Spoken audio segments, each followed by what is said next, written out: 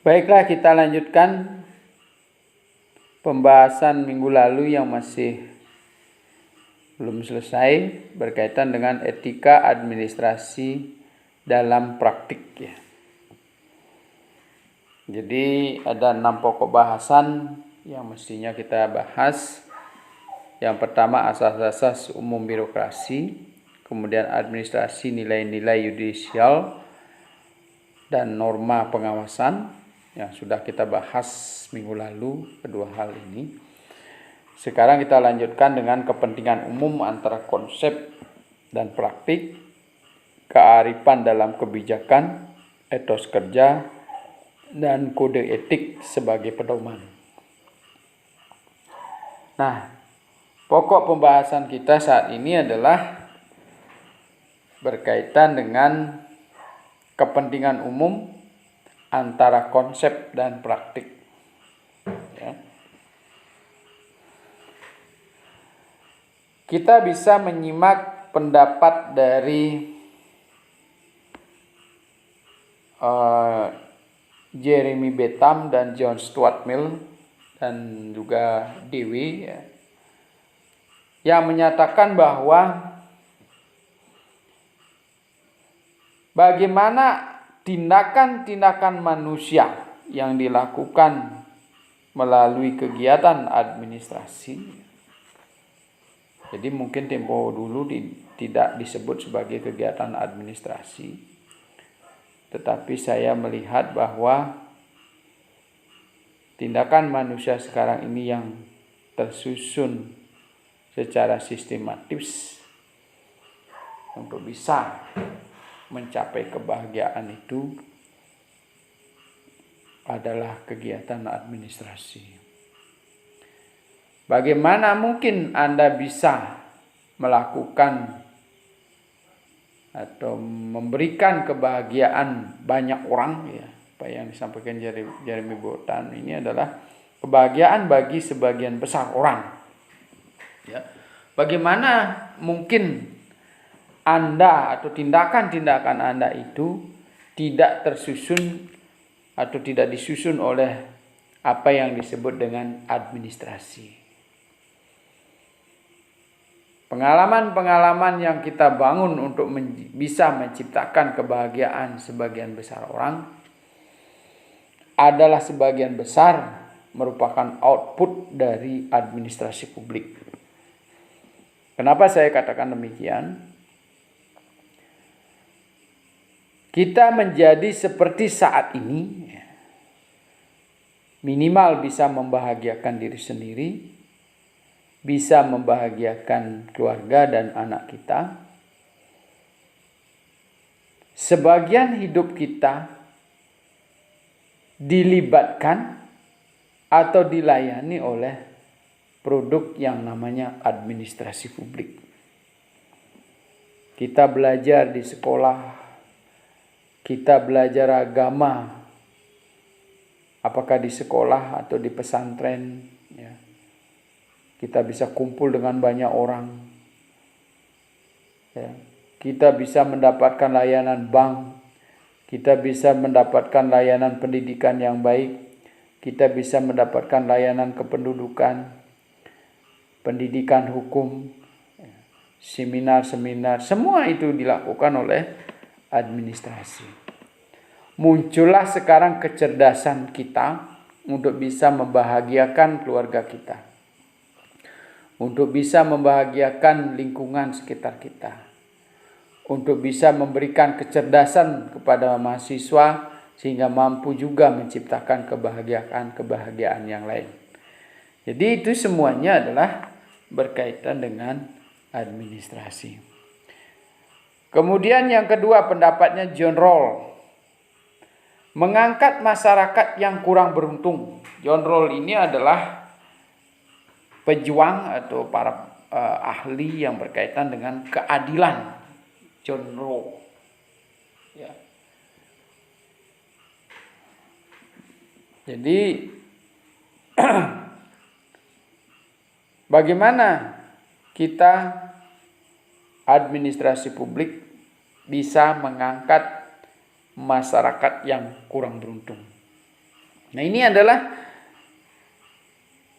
persoalan-persoalan di mana ditanamkan dalam setiap praktik administrasi publik yang outputnya adalah berupa kebijakan publik, perencanaan pelayanan publik, bertujuan atau diarahkan secara etis untuk mengangkat orang-orang yang kurang beruntung. Tetapi mungkin saudara-saudara mahasiswa sering melihat, ya, ketika mendapatkan pelayanan, sekarang masih ada, begitu tokoh masyarakat atau bos yang datang, dia dilayani lebih dulu, ya. Kita yang sudah dari tadi mengantre, menunggu pejabat publik, yang datang belakangan masuk langsung nyelonong karena lengan besar atau mungkin juga pejabat, dia duluan mendapatkan. Demikian juga dalam praktik penyelenggaraan negara. Jadi kebijakan-kebijakan yang publik yang dibuat oleh negara itu juga mungkin saja tidak sepenuhnya bermaksud untuk melindungi orang yang kurang beruntung. Ya, alias ternyata pembisik-pembisik pembuat kebijakan publik itu adalah banyak orang-orang penguasa atau pengusaha. Ya.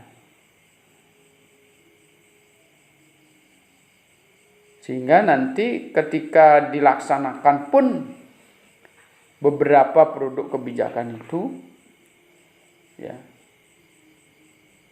jarang bisa menyentuh atau meningkatkan kesejahteraan masyarakat yang kurang beruntung. Nah, jadi pendekatan etika di sini, baik bagi pejabat publik maupun masyarakat, harus cerdas supaya melihat bahwa kebijakan itu, baik dari sisi isinya, konten dari kebijakan itu memang benar-benar bisa melindungi orang-orang yang kurang beruntung. Ya. Kalau sudah isinya, ya paling tidak kalau oknum nanti berbuat kesalahan, ya paling hanya oknum itu saja, ya dampaknya hanya sedikit. Tetapi kalau isinya jelas-jelas sudah tidak memberikan perlindungan terhadap orang-orang yang tidak beruntung, berarti sistem yang kita bangun melalui administrasi itu mengalami kekeliruan. Kemudian kita lanjutkan dengan Pareto, pendapatnya Vilfredo Pareto. Menjadikan orang menjadi lebih baik. Jadi bagaimana sedapat mungkin ketiga landasan ini, ya. Yang pertama adalah kebahagiaan bagi sebagian besar orang, mengangkat masyarakat yang kurang beruntung, mengangkat masyarakat yang terakhir itu berkaitan dengan, di sini tampilannya salah nih ya. Yang terakhir sebenarnya dari Pareto itu menjadikan orang menjadi lebih baik ya. Ini mungkin saya salah ngopi nih, John Roll 2 kali ya. Jadi menjadikan orang menjadi lebih baik. Jadi ada 3 landasan kepentingan umum yang diberlakukan di negara-negara maju. Jadi etika dibangun di situ adalah bagaimana supaya sebagian besar orang merasakan bahagia, membantu orang-orang tidak beruntung, dan menjadikan orang menjadi lebih baik. Nah, kita lihat sekarang pada sisi kanan.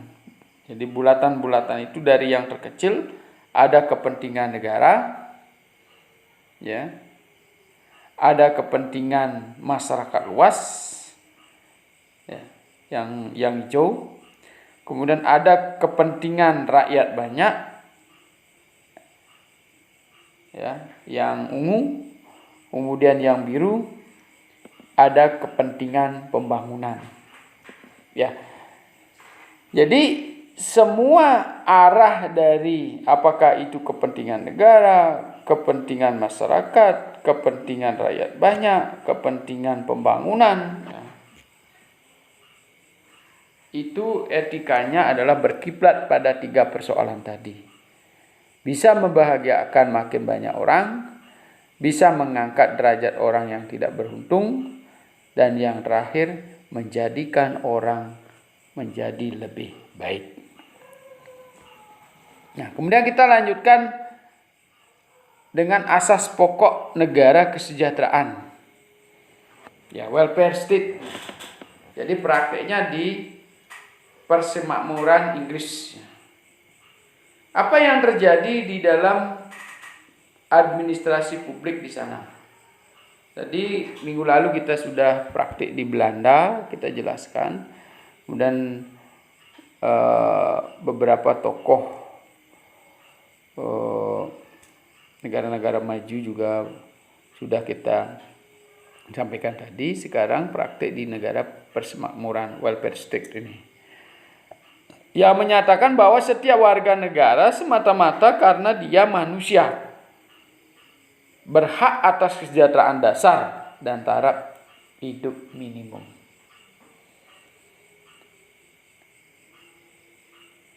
Nah, hampir di semua produk perundang-undangan harus bahkan sudah tercermin terkait hal tersebut, minimal taraf hidup minimum. Ya. Jadi dia berhak untuk kesejahteraan dasar, pendidikan dasar, ya. Kemudian kebutuhan pokok dasar. Ya.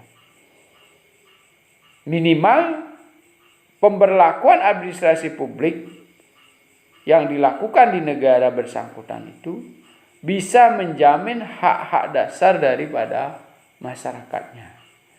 Jadi dalam keadaan paceklik, dalam keadaan perang, minimal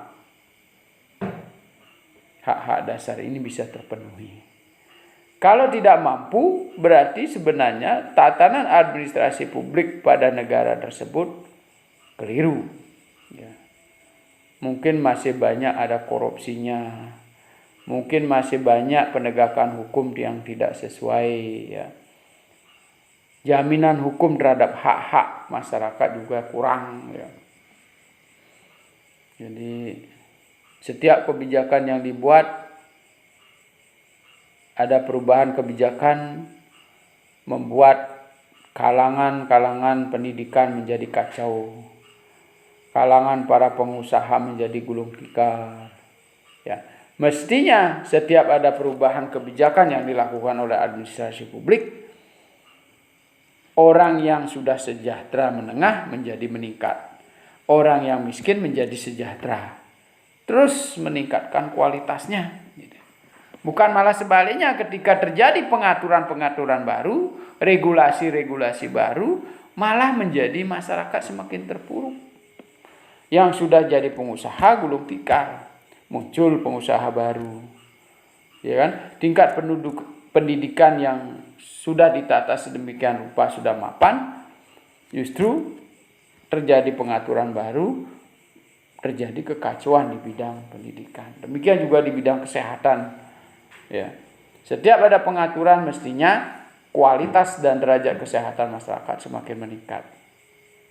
Nah, kemudian yang kedua, negara merupakan persatuan orang-orang yang bertanggung jawab atas taraf hidup minimum semua warganya.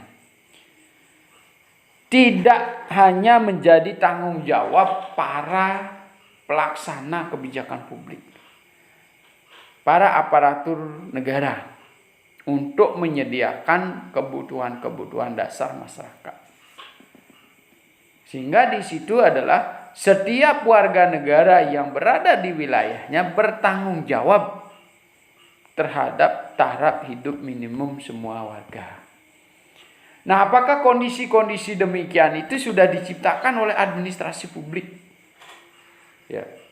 Jadi tidak ada mestinya dalam satu negara itu masyarakatnya yang tidak tertolong untuk memenuhi kebutuhan dasarnya.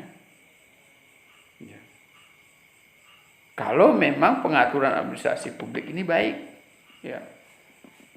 Jadi kebijakan yang dibuat, semakin hari masyarakat tingkat kesejahteraannya semakin meningkat. Ya kan? Para pengusaha semakin hari semakin kuat, ya. Para petani pribumi semakin hari semakin baik, ya. Ketika terjadi bencana, maka mereka sudah tidak akan kalang kabut, ya. Tetapi ketika terjadi kondisi normal pun sebenarnya mereka sudah terjadi kekacauan baik di bidang sosial maupun ekonomi. Sebagian masyarakat terjadi kekacauan. Tidak saja masyarakat yang tidak beruntung, tetapi juga para pengusaha sebenarnya sudah terjadi kekacauan. Sebagai contoh misalnya, para pengusaha masih senang menggaji karyawannya dengan murah. Para pengusaha masih senang dengan bahan baku yang murah. Sehingga mereka tidak menghargai bahwa sumber daya itu sebenarnya sumber daya langka yang tidak bisa diperbaharui. Yang kalau toh bisa diperbaharui memerlukan waktu yang cukup lama. Misalnya hak penguasaan hutan, hak pengelolaan hutan. Jadi kalau ditebang sekarang, ditanami mungkin tumbuhnya 50 tahun lagi baru bisa dipanen. Sesuai dengan pohon yang ditebang sekarang. Ya.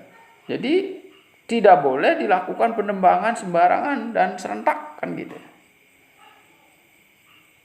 Sudah ditebang secara serentak, tidak ada lagi reboisasi. Jika semakin banyak pola-pola pengusaha seperti itu, maka ketika terjadi kekacauan akibat bencana atau kekacauan resesi dunia, maka tidak ada yang bisa menolong orang lain. Karena mereka menolong dirinya sendiri pun tidak mampu. Nah, ini sebenarnya pelajaran-pelajaran etika diarahkan supaya kita semakin hari dan semakin bijaksana memanfaatkan energi maupun sumber daya yang ada. Sehingga terjaminlah taraf hidup minimum semua warga dalam keadaan apapun. Ya. Kemudian penempatan pekerja secara penuh merupakan puncak tujuan sosial yang harus didukung oleh kebijakan pemerintah. Penempatan pekerja secara penuh. Ya. Apa maksudnya di sini? Jadi setiap sumber daya manusia yang dikerjakan, apakah itu di sektor real maupun di pemerintah, itu mendapatkan ruang dan tempat yang semestinya. Ya. Hak-haknya terpenuhi, ya, kebebasannya terpenuhi, ya. Hak asasi manusianya berjalan, ya. Hak privatnya juga bisa diakui, ya. Tidak ada yang menyabot, tidak ada yang memperkosa, tidak ada yang memplagiasi hak ciptanya, ya. Semua berjalan dengan harmoni. Itu yang disebut dengan penempatan pekerja secara penuh, ya. Sehingga apa yang diinginkan oleh etika dalam administrasi publik itu adalah memberikan setiap para pekerja, kita anggap orang-orang yang berada di wilayah kita ini adalah bekerja. Ya. Pemerintah bekerja untuk rakyatnya, masyarakat bekerja untuk pemerintahnya, sehingga terjadi imbal balik di situ. Semuanya memiliki hak-hak dan merasa dihargai, dan muncul rasa percaya diri dari setiap individu yang berada di wilayah negara bersangkutan. Kemudian kita lanjutkan dengan kearifan dalam kebijakan. Nah, kita lihat sekarang. Mungkin ini tulisannya agak kecil, ya. Saya akan jelaskan. Kearifan dalam kebijakan. Kita lihat gambar-gambar itu, saya sengaja memilih gambar, ya. Tapi kita sebelum melihat gambar itu, apa sih sebenarnya kebijakan itu? Kita mulai, kebijakan itu adalah keputusan-keputusan yang diambil baik oleh individu maupun kelompok, baik untuk melakukan maupun tidak melakukan sesuatu. Lihat di garis biru ini, ya. Apakah itu keputusan? Di situ juga dijelaskan pengetahuan tentang alternatif tindakan. Ya. Pengetahuan tentang konsekuensi. Pengetahuan tentang preferensi yang konsisten. Yang berikutnya ada aturan keputusan. Nah, inilah yang menjadi dasar-dasar kebijakan. Nanti kalau semua pengetahuan-pengetahuan ini, bagaimana supaya pengetahuan kita gunakan untuk menyelesaikan masalah. Bagaimana menganalisis masalah-masalah tersebut, lalu kita menemukan alternatif-alternatif pilihan. Bagaimana kita memilih, itulah pengetahuan kita pakai. Nah, setelah kita ambil alternatif itu, ada konsekuensinya. Bagaimana supaya kita memilih, supaya dampaknya semakin kecil. Ya, semakin banyak orang yang dibahagiakan dari keputusan kita. Orang yang tidak beruntung terlindungi. Semakin hari semakin banyak orang baik. Kan itu penjelasan para ahli tadi. Ya. Nah, dari situ baru kita ambil keputusan bagaimana supaya keputusan-keputusan itu dinyatakan sebagai suatu kearifan. Ya. Apa yang dimaksud dengan kearifan? Bisa menyejukkan setiap orang. Bisa memenuhi kepentingan setiap orang. Nilai-nilai kita bisa tercover di situ. Apakah nilai pribadi? Misalnya kalau kita masuk satu organisasi, kita punya keyakinan tertentu dihargai. Baik secara tertulis maupun tidak tertulis. Yang tidak tertulis misalnya hak-hak kita diakui oleh teman-teman kita yang bekerja di situ. Meskipun kita orang minoritas. Ya. Keyakinan kita diakui, buktinya kita diberikan sembahyang 3 kali atau sholat 5 waktu. Ya. Diakui di situ. Ya.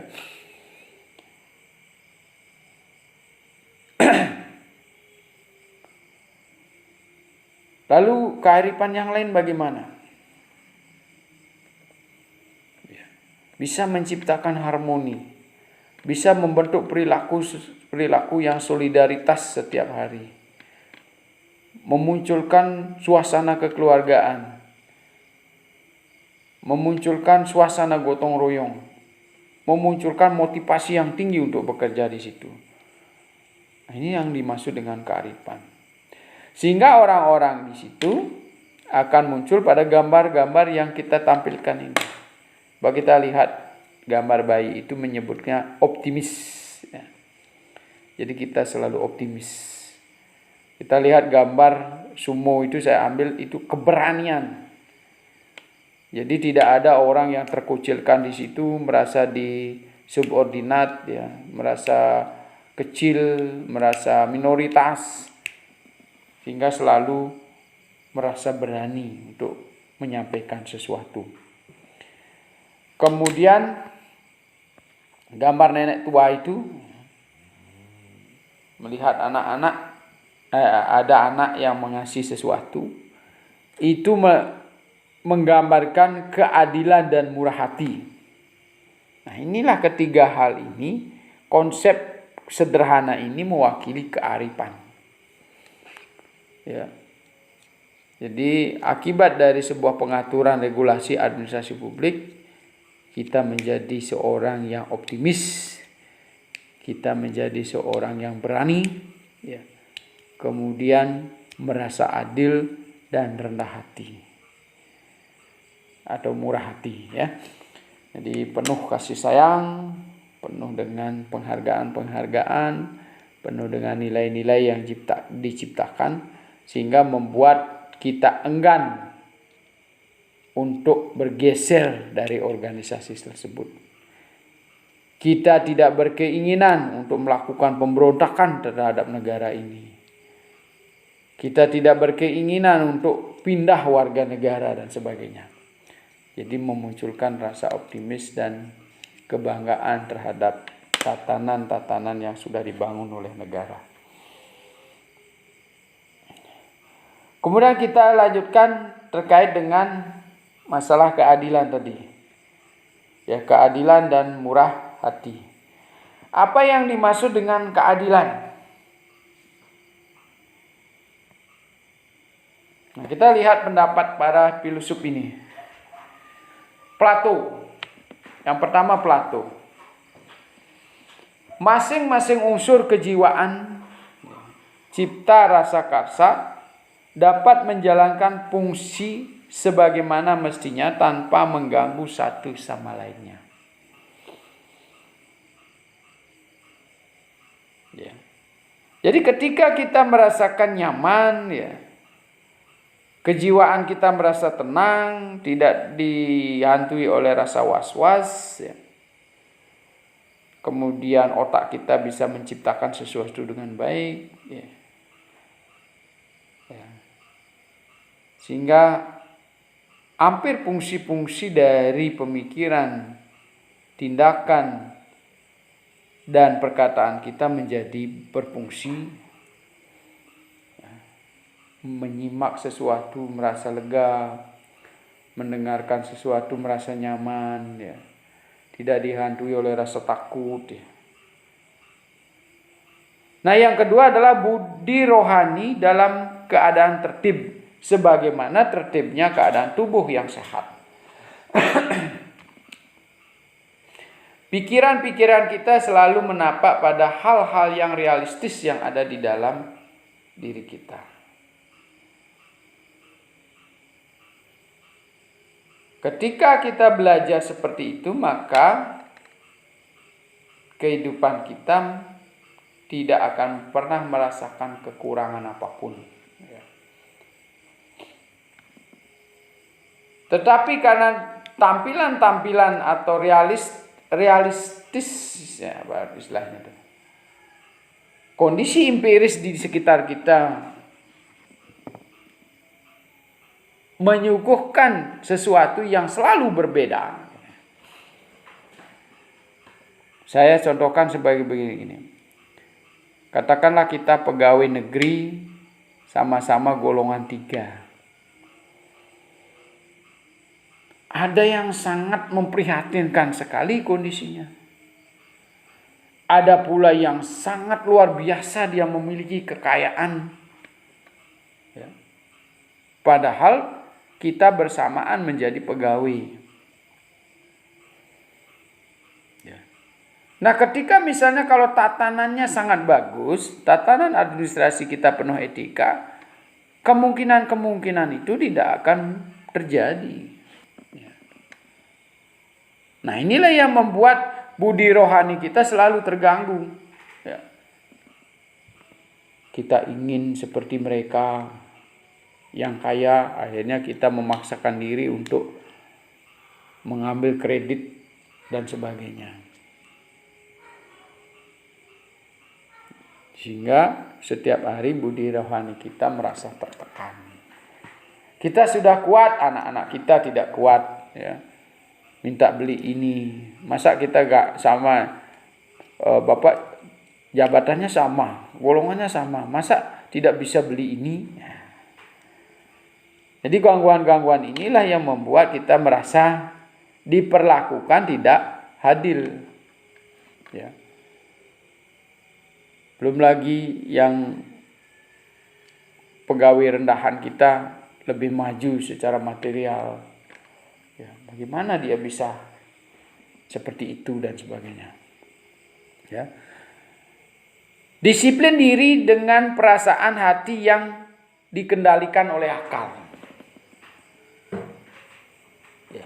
Jadi ketika misalnya orang-orang sudah memakai konsep-konsep Plato ini, apakah itu pejabat publik, masyarakat, niscaya mereka akan mencapai yang disebut dengan kearifan tadi. Ya. Rendah hati, merasa keadilannya terjamin, selalu hidup optimis, berani menghadapi risiko dan tantangan hidup. Nah, sekarang kita lihat pendapatnya Filemon. Tidak mau berbuat salah walaupun bisa melakukannya. Watak yang tulus untuk berbuat adil bukan sekedar karena ingin tanpa adil. Adil tidaknya perbuatan itu Anda sendiri yang merasakan ketika orang lain belum disentuh.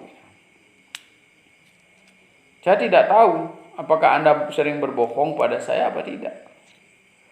Anda sendiri yang merasakan. Sebaliknya, adil tidaknya perbuatan saya, Andalah juga yang merasakan ketika kita bergaul. Tapi saya sudah merasakan pemberlakuan perilaku saya terhadap mahasiswa itu sudah merasakan adil. Nah, sekarang apa yang harus kita lakukan? Ya, karena nanti konsep Anda bisa jadi begini. Anda tidak masuk-masuk ingin nilai yang sama.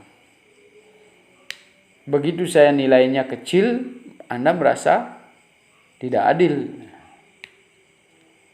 Ya.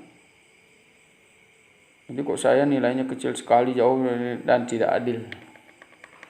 Biasanya kalau orang sudah diperlakukan tidak sesuai dengan keinginannya, maka dia akan merasakan tidak adil.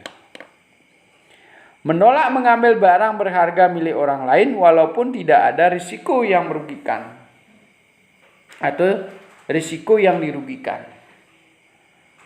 Ya. Misalnya anak-anak kita terbiasa mengambil uang, katakanlah misalnya bapaknya biasa dia bawa uang 1 juta di kantongnya, tapi dia ambil 10.000 gitu. Pikiran kita sebagai anak rasanya tidak berpengaruh pada orang tua. Dan memang begitu kenyataannya. Dia ambil 10, tidak apa-apa. Ya, tidak apa-apa. Sehingga risiko bagi kita, risiko bagi orang tua tidak ada. Tapi hendaknya tidak melakukan gitu. Menolak mengambil barang meskipun tidak ada risikonya.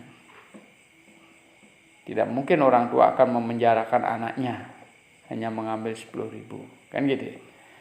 Karena Filemon ini merasakan ketika kita berani mengambil kecil-kecilan, tidak ada yang menegur, maka akan menjadi kebiasaan dan watak yang buruk. Ya. Jadi terbiasa Anda mengerjakan tugas dengan mengcopy paste. Sudah tahu dosennya, paling dosennya tidak akan baca. Apalagi pas Anda copy paste tulisan orang yang sangat bagus, pasti Anda akan dipuji-puji oleh dosennya. Anda juga tahu meskipun saya sudah tahu gitu. Tapi tidak akan menilai usahanya. Tapi yang rugi sebenarnya adalah Anda sendiri. Ya.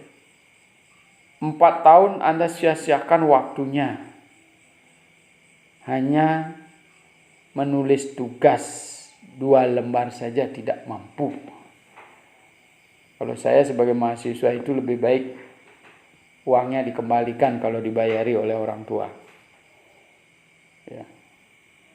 Membuat tugas 2 lembar saja Anda mengcopy paste milik orang. Ya. Karena kita akan ketahuan orang copy paste itu akan ketahuan. Ya, apalagi yang tidak membaca copy paste itu ya. Jadi tulisan orang sembarangan, kalimatnya sudah tidak nyambung, langsung Anda print. Kadang judul tidak berisi, nama tidak berisi, Anda kirim lewat WA. Ya. Halamannya halaman 23, padahal cuma 2 lembar. Ya. Jadi ini persoalan-persoalan yang sebenarnya secara etis Anda buat menjadi kebiasaan, membuat Anda rugi sendiri. Nah, inilah yang perlu kita pahami untuk membentuk administrasi yang baik, yang bisa membahagiakan sebagian besar orang, mengangkat derajat orang tidak beruntung, dan menjadikan orang menjadi lebih baik. Ini akan sulit kita capai manakala perilaku-perilaku kita menerabas seperti yang saya sampaikan tadi. Kemudian kita lihat Stanley Ben. Memiliki integritas. Hidup menurut asas yang konsisten. Jadi kadangkala Anda harus punya prinsip yang kuat. Tidak ya tidak. Meskipun cuma 1.000. Tidak mencuri. Tidak menyembunyikan uang di dalam dompet. Tidak memplagiasi karya cipta orang. Lebih baik tidak menulis daripada plagiasi. Apalagi menyalin tulisan orang kita akui. Ya. Meskipun tidak dikoreksi. Ya, karena Anda nanti mungkin tidak akan naik jabatan seperti dosen. Tapi kalau dosen nanti kan dilihat dari mesin plagiasi. Ya. Kalau naik jabatan terbukti plagiasi 10 kalimat atau 10 pendapat orang, ya, ada batas-batas plagiasi, batas maksimal batas-batas untuk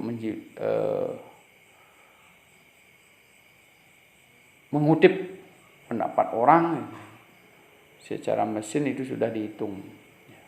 Kalau toh Anda mengutip, harus Anda menampilkan penulis aslinya. Ya. Sehingga kita menjadi orang-orang yang benar-benar semakin hari semakin baik. Ya. Akan keliru apalagi seorang dosen ya, mengganti tulisan mahasiswanya dengan nama dia sendiri. Ini sesuatu yang memang betul-betul tidak etis. Nah, kemudian yang keenam, prinsip hidup tidak digoyahkan oleh pertimbangan keuntungan, hasrat, dan perasaan hati. Ya, jadi kita harus kudu teguh memegang prinsip apapun gangguannya. Sekalipun Anda dikucilkan karena kita memegang prinsip. Sulit sekali kalau kita memegang prinsip tertentu sendirian dalam satu organisasi tertentu, hingga Anda harus siap-siap dikucilkan. Ya. Nah, kemudian slide berikutnya.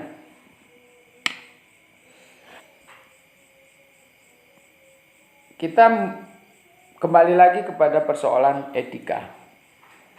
Ya, karena kita akan membahas etos kerja. Ya. Saya kembali mengingatkan atau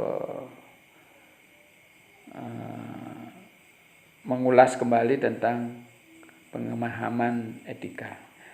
Etika seperti yang sudah kita jelaskan pada pertemuan pertama berasal dari kata etos yang berarti kesediaan jiwa dan kesusilaan. Etes merupakan kumpulan peraturan-peraturan kesusilaan. Kesediaan jiwa dan kesusilaan. Jadi ketika Anda melanggar etik, barangkali tidak ada hukuman penjara. Sekian tahun tidak ada. Tetapi batas-batas kejiwaan. Mungkin lebih parah dari penjara kalau Anda merasakan gangguan jiwa. Ya kan? Jadi tidurnya tidak nyaman, ya.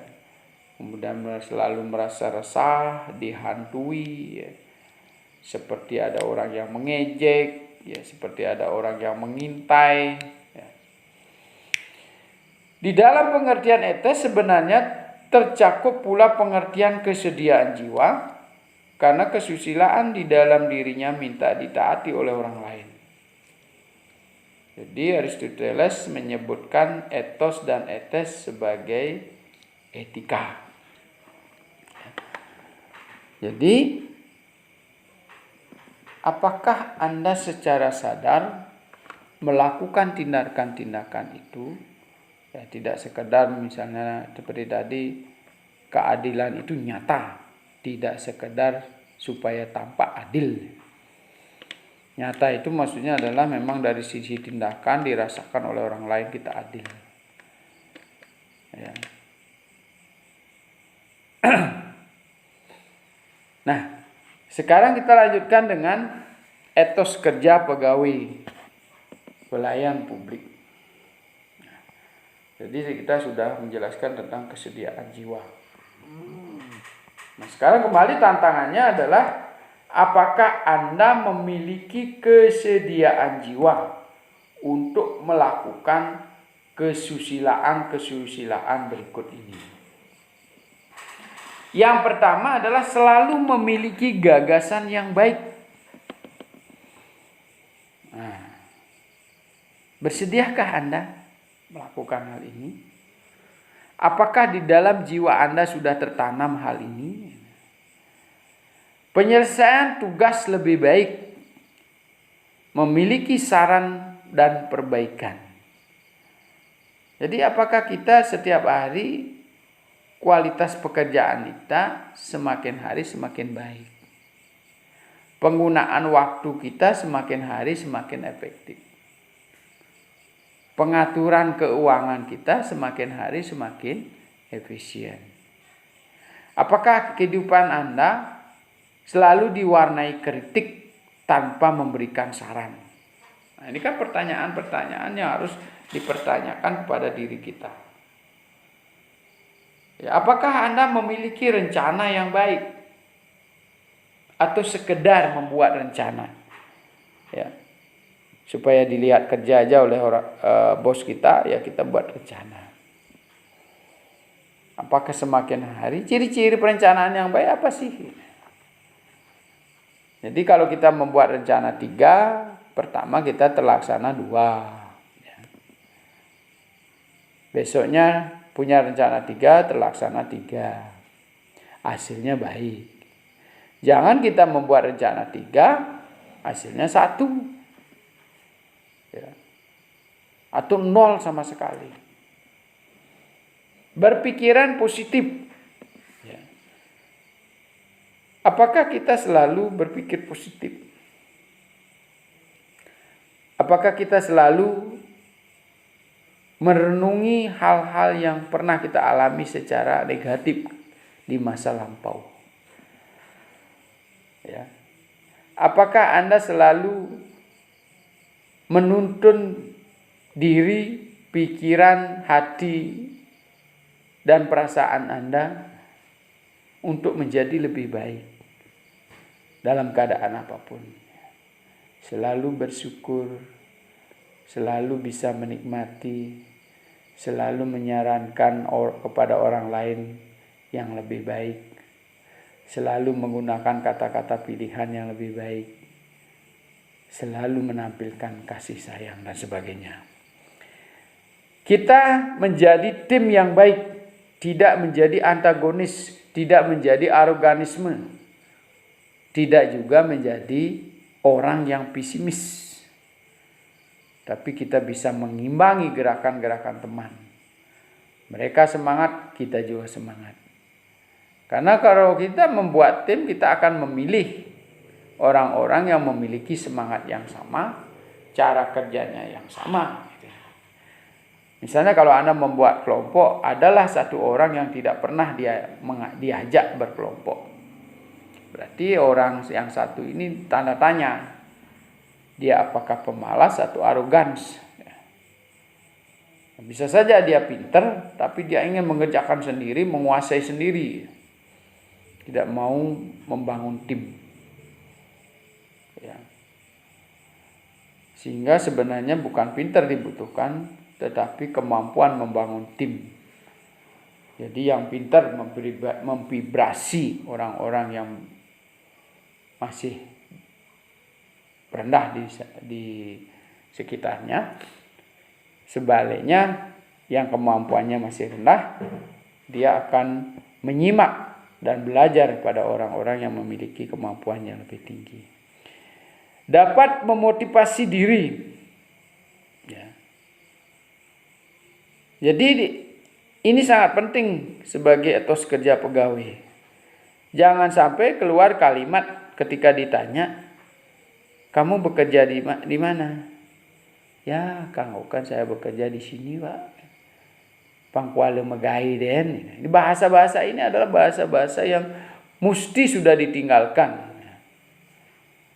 Betapapun salary yang Anda terima, Anda harus optimis. Karena kata optimis, semangat yang Anda berikan pada diri Anda itu akan membuat Anda menjadi pekerja yang sangat baik. Di mana kamu kuliah?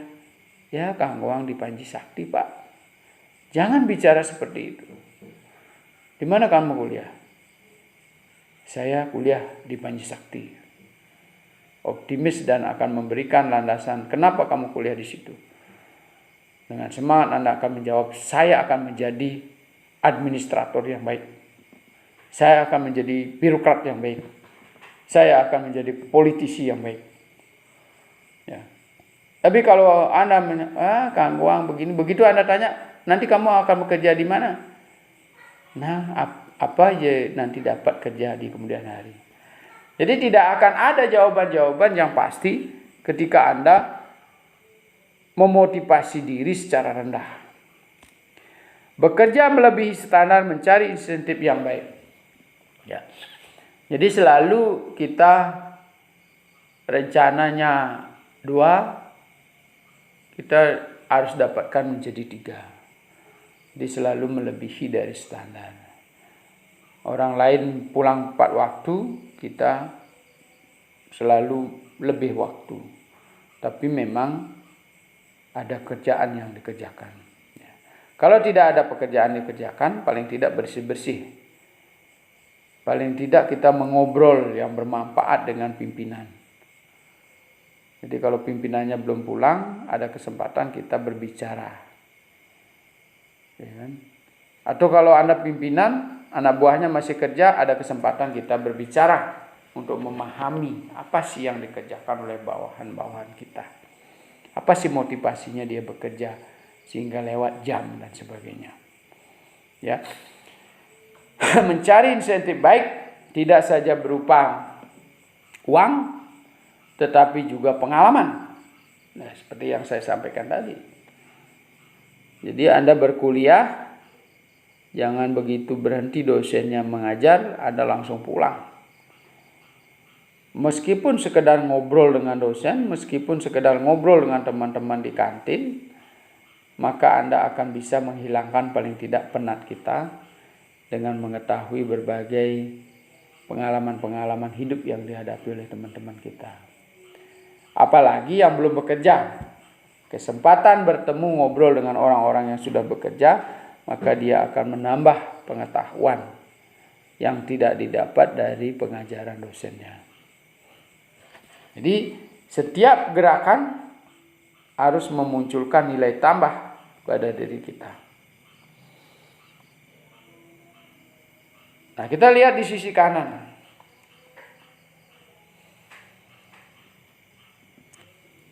Tindakannya apa yang harus kita lakukan? Mau mendengarkan dan menerima. Mau bergaul dengan atasan maupun bawahan. Nah, tadi saya sudah jelaskan. Menyadari adanya pemborosan. Ya. Jadi setiap yang kita lakukan, seperti tadi saya bilang, harus produktif. Kata-kata yang kita ucapkan harus membuat orang lain termotivasi. Jangan menghardik, jangan selalu memarahi orang. Pujilah mereka ketika memiliki prestasi yang sederhana. Jadi kita rubah yang awalnya memarahi orang yang salah, sekarang kita rubah menjadi memuji orang yang berprestasi. Mana lebih bagus? Ya. Secara kenyataan kalau kita marah-marah sudah jelas merugikan diri sendiri. Emosi kita naik, darah tinggi dan sebagainya.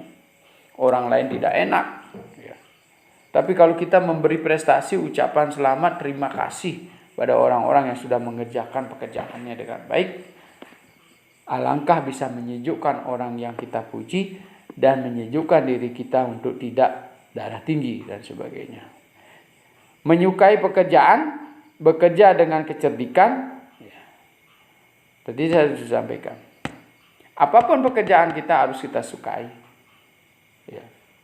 Sehingga dari kesukaan itu kita akan bekerja giat dan menambah pengalaman, mencari cara celah-celah untuk mengerjakan pekerjaan lebih cepat. Ya. Tapi ketika Anda sudah bagus pekerjaannya, terbiasa mengerjakan pekerjaan dengan cepat, terbiasa Anda melebihi standar pekerjaan, salary-nya juga tidak berubah, maka kita akan punya kesempatan untuk bekerja di tempat lain lebih baik. Tapi kalau kita tidak mencintai pekerjaan, kita akan menjadi malas, motivasinya akan rendah, maka latihan kita untuk menjadi cerdas tidak akan tercapai. Pindah tempat kerja, maka akan seperti itulah yang akan Anda kerjakan. Menjadi orang pemalas, bahkan mungkin direkomendasikan atau diberikan referensi oleh orang yang pimpinan di tempat Anda bekerja pertama kepada pekerjaan tempat baru, bahwa orang ini adalah orang pemalas. Ya. Tapi kalau Anda menjadi orang yang sangat baik, bekerja di lebih dari standar, maka ketika Anda pindah pekerjaan, bos Anda akan menimpul tempat pekerjaan baru Anda. Tolong dijaga, pegawai ini adalah pegawai yang berprestasi. Tapi di tempat kami belum bisa memberikan salary yang baik. Nah, inilah yang perlu kita cermati sehingga muncullah etos-etos kerja yang baik di antara kita. Tingkat kehadiran yang baik, tabah dan tidak suka mengeluh. Ya, ini mungkin beberapa panduan ini bisa Anda kerjakan, bisa terus Anda pertanyakan dalam diri, sehingga semakin hari Anda bekerja, kualitas pekerjaan Anda semakin baik. Nah, tadi etos kerjanya, sekarang larangannya apa yang harus dihindari oleh seorang pegawai pelayan publik atau pejabat publik. Baiklah, jadi kita sudah berprestasi, sudah memiliki etos kerja yang baik. Sekarang hal-hal apa yang perlu kita hindari supaya kita selamat dalam menyelesaikan tugas? Yang pertama, ikut serta dalam transaksi bisnis pribadi atau perusahaan atas nama kedinasan. Secara peraturan, ya, para pejabat publik ini memang tidak boleh melakukan kegiatan-kegiatan usaha. Jika Anda bersepakat untuk menjadi pejabat publik, maka tinggalkanlah usaha-usaha itu, berikan orang lain untuk mengelolanya. Karena dampaknya kenapa? Anda akan menjadi double pekerjaan, sehingga membuat pekerjaan-pekerjaan Anda tidak maksimal. Yang kedua, bisa jadi Anda akan menyalahgunakan kewenangannya, sehingga Anda akan setiap pekerjaan di kantor atau pengadaan barang dan jasa di kantor, Anda akan menggunakan jasa perusahaan yang Anda miliki. Ya kan? Yang kedua, ada kemungkinan kedua-duanya tidak berhasil. Sebagai pejabat publik tidak berhasil, perusahaan Anda juga tidak akan dikerjakan secara maksimal. Nah, ini tantangan buat kita. Yang kedua, menerima segala hadiah dari pihak manapun terkait dengan kedinasan. Jadi gratifikasi, pencucian uang dan sebagainya, apapun. Ya. Apa sih artinya? Ya, sekali lagi kepada tadi komitmen, ya. komitmen dan penuh prinsip yang harus kita pegang. Jadi tidak sedikit orang-orang yang melakukan korupsi meskipun tidak kentara, ya, sampai akhir masa jabatannya. Hasil uang-uang korupsi itu tidak pernah bisa mencerdaskan kehidupan keluarganya. Jadi mereka selalu merasa kekurangan, ya, dan tidak tahan menghadapi musim-musim seperti paceklik atau bencana seperti sekarang ini.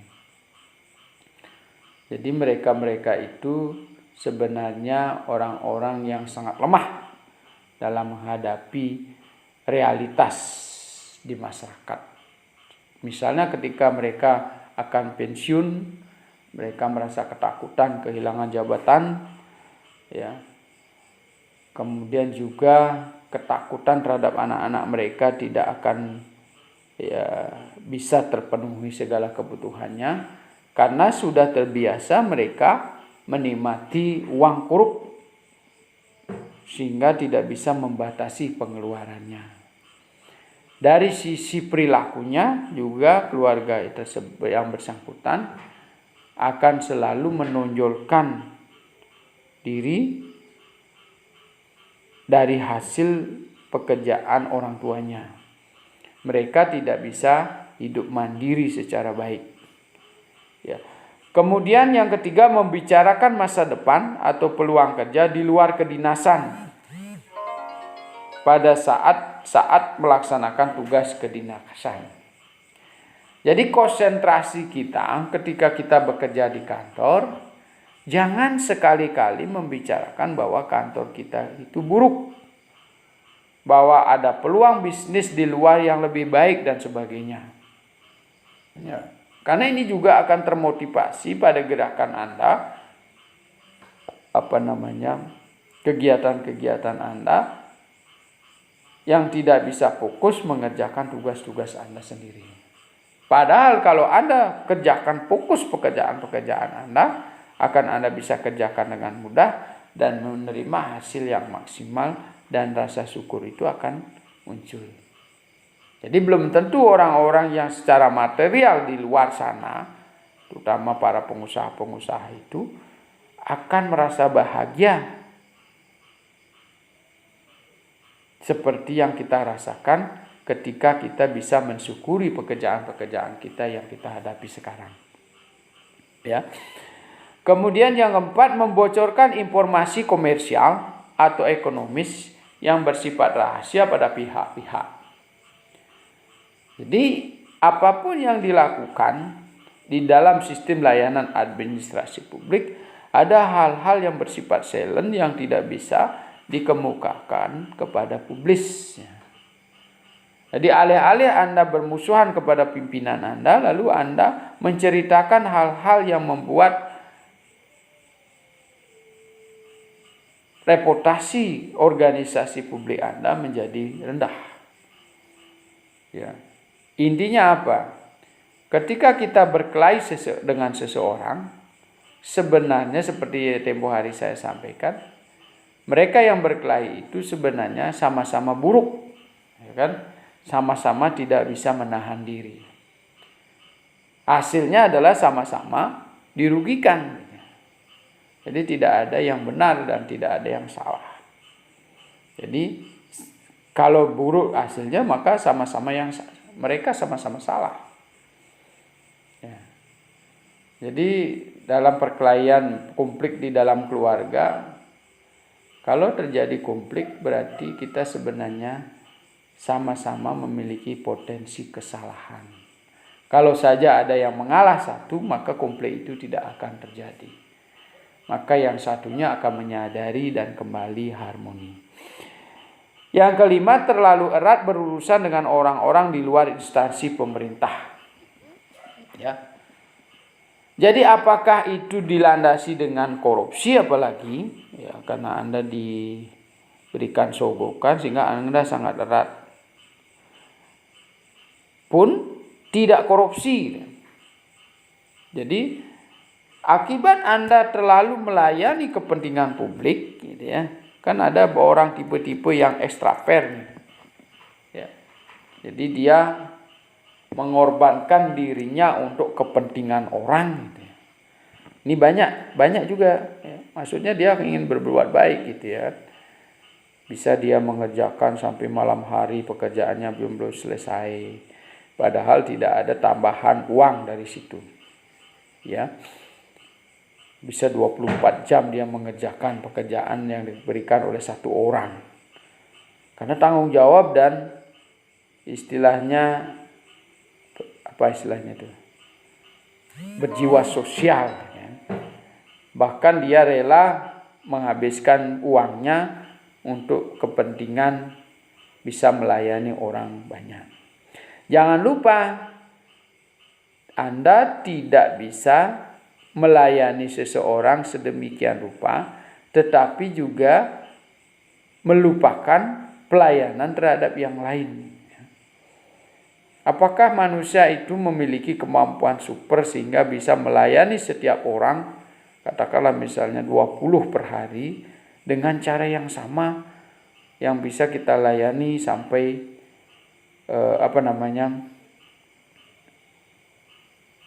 menghabiskan waktu yang begitu lama.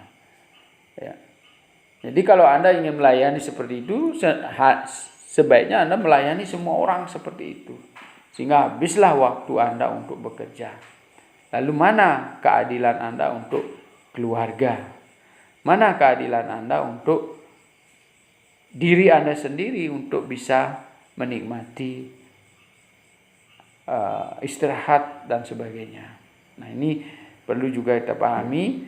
Jadi terlalu erat didasari oleh korupsi itu sudah jelas salah. Terlalu erat karena Anda mengabdi terhadap pekerjaan sehingga mengabdi pada orang-orang tertentu yang terlalu berlebihan itu juga tidak baik. Semua yang saya sampaikan ini Anda boleh coba dipraktikkan ya. Sehingga yang merasakan benar atau tidak adalah kesadaran diri Anda sendiri. Ya. Jadi ketika kita merasa nyaman, hidup senang, bahagia, kuncinya adalah menerima dan bersyukur tentang apa yang Anda miliki sekarang. Demikianlah akhir pertemuan kita dalam pembahasan etika administrasi publik yang saya arahkan tidak saja berkaitan dengan pekerjaan-pekerjaan administrasi perkantoran, tetapi juga kita arahkan untuk berdiskusikan tentang tatanan perilaku berbudaya dalam kehidupan sehari-hari sebagai umat manusia yang selalu ingin menjunjung tinggi martabat dan harkat manusia. Bagaimana supaya Anda bisa membahagiakan lebih banyak orang, mengangkat derajat orang-orang yang tidak beruntung, dan selalu menciptakan perbuatan-perbuatan baik bagi sekeliling kita, dan astungkare hari-hari kita ke depan akan lebih baik. Demikianlah, jika ada hal-hal yang kurang berkenan dan tidak bermanfaat, mari kita tinggalkan di sini. Jika ada hal-hal yang Anda rasakan memang bermanfaat setelah Anda mendengarkan dan mempraktikkan sehari-hari, maka sewajarnya lah apa yang kita diskusikan ini untuk disampaikan kepada orang-orang di sekitar kita. Terima kasih semuanya.